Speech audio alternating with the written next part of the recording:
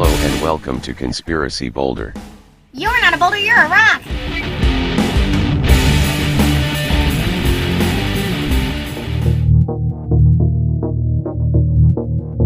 Welcome to Conspiracy Boulder News. Now we interview Col WT Richmond, the author of Hasta la Vista Europe, What You're Not Being Told About the Refugee Crisis and How It's Destroying Europe. Hello Col Richmond. Hello Anne, thanks for having me. Of course. So your book is about the refugee crisis. What's so interesting about that? Well, it's Hasta la Vista Europe really is an important book because the refugee crisis, as being portrayed by the media, is really not anything like what they're saying. What made you write the book? Well, I think we had to write the book, and I say we because I had some help with it, but really it was just an incredible time. We were looking and watching and reading about the refugee crisis, and yet what we saw on the internet from independent journalists and people on the ground, people just putting up their cell phone videos, really didn't match anything, even closely or remotely, what the old-fashioned controlled media, which I call it, was portraying the refugee crisis to be. So we had to write the book. What is the difference between refugee, migrant, asylum seeker, and immigrant?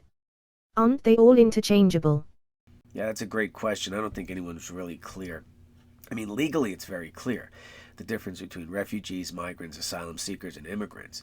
They're not interchangeable, although the old-fashioned controlled media certainly makes it seem as though they're interchangeable. But it's really not true. For instance, a refugee is someone who's running away from imminent danger, certainly a war or famine or something along those lines. By definition, most of the people that you see out there are not refugees. They're not asylum seekers because they're not being persecuted in their countries. And they're certainly more along the lines of migrants, or as the Prime Minister of Hungary calls them, economic opportunists. So I think that's probably the most accurate description. Aren't all the Syrian refugees being saved mostly families and women and children? This question about Syrian refugees and mostly families, women, and children is a complete fiction. It's a farce. Over 75% of the refugees on the ground right now, and I use the term refugees even though it should be migrants sometimes, but over 75% are young fighting age males. The UN has confirmed it. Germany confirmed it when the people got there, but no one's covering that because that's really the 8,000-pound elephant in the room. Over 75% of the refugees are not anything other than young fighting age males. They are not families. They are not women and children. Wait, why would the old-fashioned controlled media, as you call them, hide facts from the public? You know, I don't know. I mean, that's a great question. Who knows what the agenda is? But again, with the old-fashioned controlled media, it's interesting. They are more and more owned by smaller and smaller groups of people. So it's almost like there's a groupthink. It would be statistically impossible for so many different media sources to come out and say the same thing. There'd have to be a varied opinion. Yet if you look at the media coverage of the refugee crisis, for all intents and purposes, most of it is one-sided. It's almost as if it's one story, must save the migrants at all costs, and to hell with the local populations. Do you have some specific examples of media cover-up? Yes, in Hasta la Vista Europe, we detail quite a few media cover-ups. And listen, what people don't realize, and students of propaganda, we used to say in the military that there's a million ways to win a war. Most of them don't involve guns. And the reality is a war of words, a war of the mind is sometimes so much more effective if you can demoralize and desensitize people. And here's what's happening that we've seen, and one of the examples in media cover-up, it's not just cover-up. It could be ignoring. It could be spinning. They could completely spin the facts to their own means, or they could just ignore them. So something huge is happening and they don't cover it. And that's sometimes just as effective or sometimes more effective than actually flat out making things up. What was the hardest part about writing Hasta la Vista Europe? Oh my gosh, the hardest part about writing Hasta la Vista Europe was the fact that it was constantly changing. Every time we woke up, every time we rewrote sections, new information was coming out, more information, more examples, and more and more and more was coming out on a daily basis. And that was probably the hardest part. What do you include? What do you cut? What do you rewrite? And we were constantly rewriting. Finally, in the end of January, when we pulled the handle and published, our publisher was concerned because we kept delaying it. We were going to publish in November, and then the attacks in France happened. And we decided, no, that's huge. We have to put that into the book. And we added a whole section on the New Year's Eve attacks in Germany. And it wasn't just in Germany. So, the hardest part, publishing, because we could have kept just the whole thing in limbo because every day something new came out. What about German Chancellor Merkel? Isn't she at the forefront of the refugee movement? German Chancellor Merkel is really interesting. Yeah, you say she's at the forefront of the refugee movement. We don't know what she's doing. When we investigated this topic, we were absolutely flabbergasted to find out that she was a former uniform-wearing communist in her youth. Wait. A former uniform-wearing communist? Seriously? Yes, in fact, a friend of Merkel's, maybe an ex-friend at this point, actually gave some of the media in Germany pictures of Comrade Merkel in her communist uniform marching around the forests. So she's an enigma. We can't figure her out. We know something's up. I mean, there were books written about her being very involved as a young person in the Communist Party in Eastern Germany, in Communist Germany.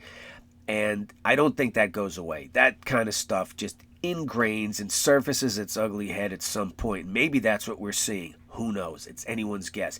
But we're very concerned about her being at the forefront because this has nothing to do with refugees. She's literally changing the demographics of Europe. She's changing the demographics of Europe. This has very little to do with true refugees. How is the refugee crisis being managed in Germany? Well, we don't think it's being managed at all. There are so many examples in the book. You really have to read it. It's over 500 pages. It's a quick read because the style that we wrote in is very conversational. It flows so quickly. Most of the people that have gotten pre-publication copies have finished it in a couple of days. But it's heavy reading too because the topics are so incredibly honestly tragic. How is the refugee crisis being managed in Germany? It's not. They're overwhelmed. We have interviews that we feature with police officers and police chiefs who say it's a disaster. We go into the hospital system, and there are interviews and remarks from people running the medical system in Germany saying it's not being managed. They're seeing diseases they haven't seen ever in Germany rearing their ugly heads. So it's not being managed, and it's all detailed in the book. You mention Sweden a lot in your book. What stands out about Sweden? Sweden is an example that we mention a lot because they started multiculturalism in the 70s. At some point, one of their prime ministers had said, wow, we're really lucky. We're not having all these race riots like they're having in the United States. And I think he was talking about the 60s because we're a homogenous society. And all of a sudden, someone got it into their heads, well, we've got to change that. So Sweden made a commitment to dismantle their homogenous Swedish society and make it into a multicultural society. And that's why we look at Sweden a lot, because that's what's happening right now in Europe with all these 1.5, 1.7 million migrants who are marching through Europe. They are certainly not Europeans, and to see what will happen or what will likely happen when you mix so many non-Europeans into Europe, we looked at Sweden quite a bit because Sweden has been doing the multicultural experiment for decades. And frankly, the results are tragic. It is a glaring example of why multiculturalism, as practiced by Sweden, was a complete and utter failure. What we loved is that you really looked at all of Europe. All 51 nations. We set to do the book, we could have, concentrated on the horrific examples of child rape in the UK and England. We could have, fixated on Sweden. We could have spent days in Sweden because there are over 55 zones, migrant neighborhoods that Swedish police will not respond to without heavy backup. They have to send 2-3 units at a time. The ambulances and the postal delivery people are routinely attacked, shot at. It's just a disaster.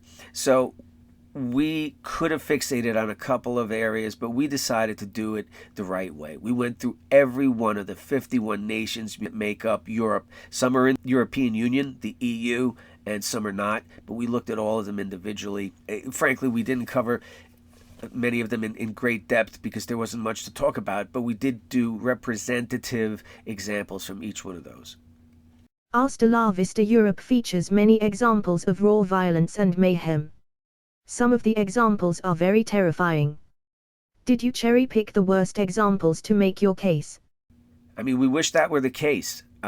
We didn't cherry-pick. The worst examples, we actually cut out some of the examples which were truly horrific, that churned our stomachs, and we didn't include them. So what we have in there is pretty bad, but it's certainly not the worst. And no, we didn't cherry-pick. We actually cut tremendous amounts of examples of the violence that migrants and immigrants are involved in.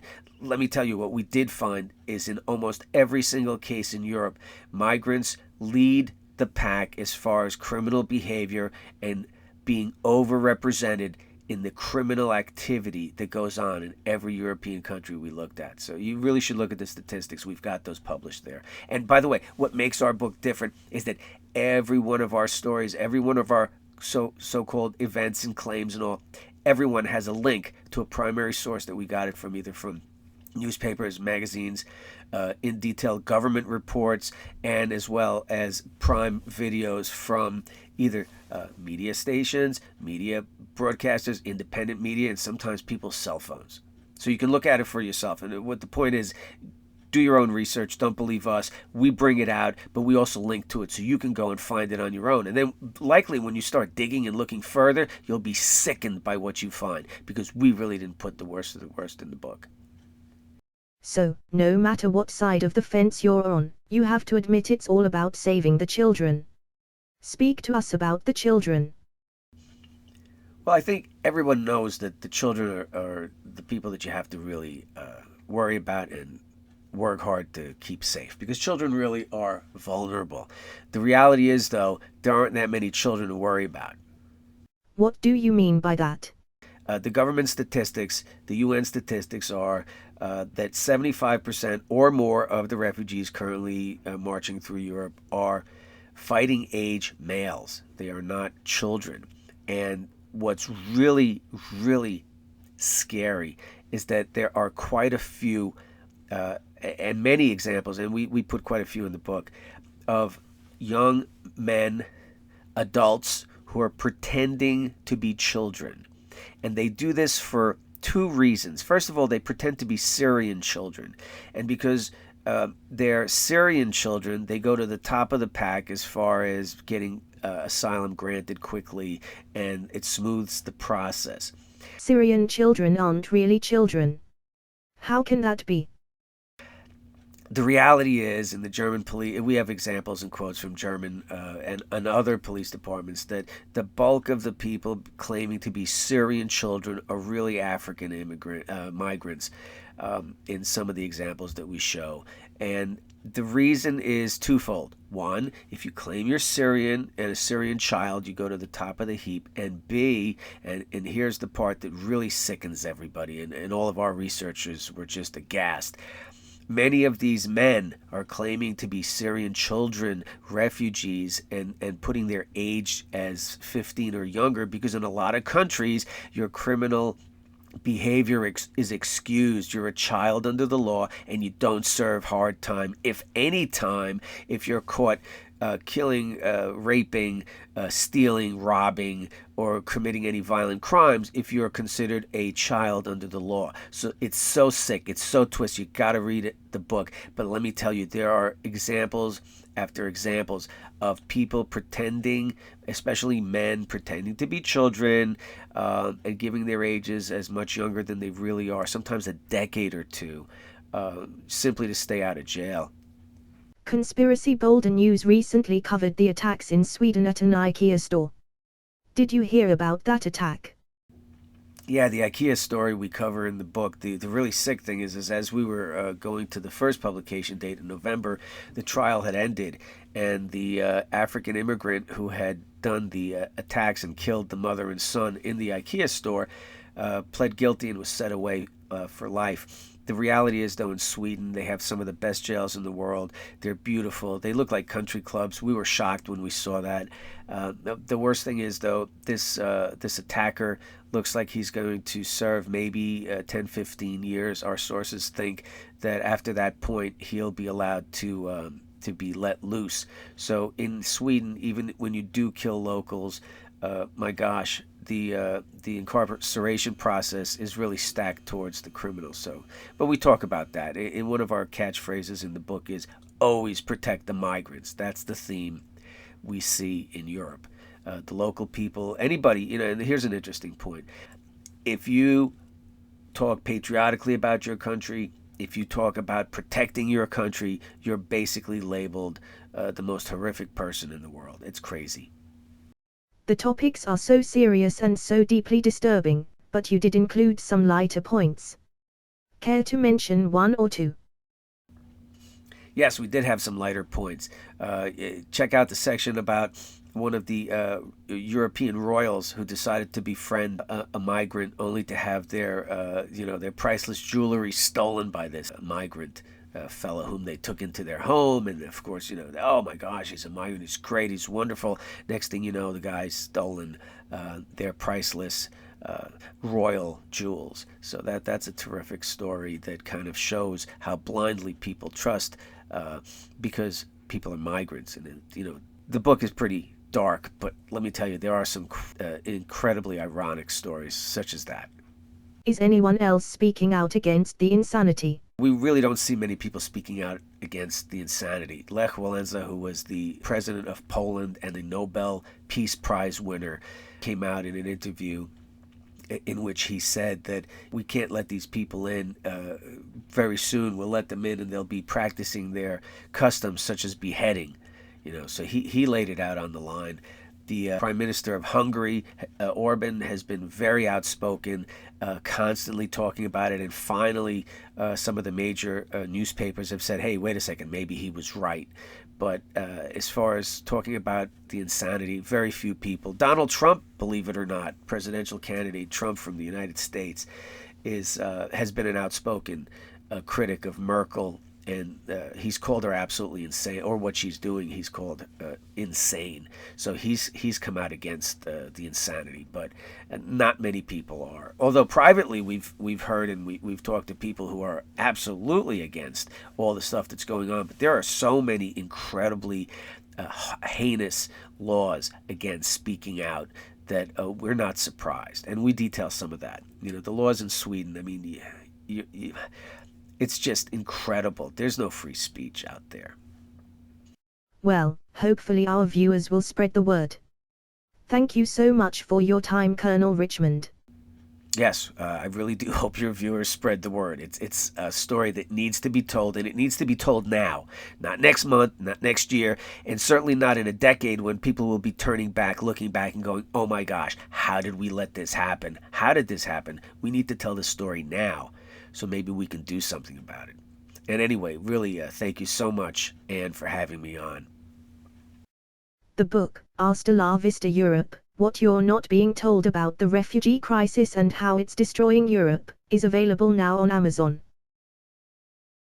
You can get it as a print book or as an ebook for Kindle, a Kindle ebook. So either way, you can get the paperback and the Kindle versions on Amazon. Now, the deal that we cut with Amazon is that anybody that purchases the paperback print version can also then download for absolutely no cost, for free, the Kindle ebook version. So if you get the print version, you get the rights to download the Kindle ebook version at no cost. And that is something that you have to go back into the Kindle store, and you'll see it'll be available to you at $0.00 to download since you already own the print edition. And it's called Kindle Match Book. And I just wanted to thank you. This is such an important topic. It needs to be discussed now, not tomorrow, not next week, and certainly not next year when all we'll be able to do is look back and say what happened. It's a time to discuss it now. Read the book. I encourage everyone to do something, to talk about it, and to demand some sort of action be taken. As one of the migrants said, it's coming to America soon. So what's happening in Europe is just the beginning. Thanks. Right. Okay, we'll include a link to Amazon in the description. It really is a brilliant book. But very, very upsetting because everything is real. And no one is talking about it. Conspiracy Boulder News will return after this break.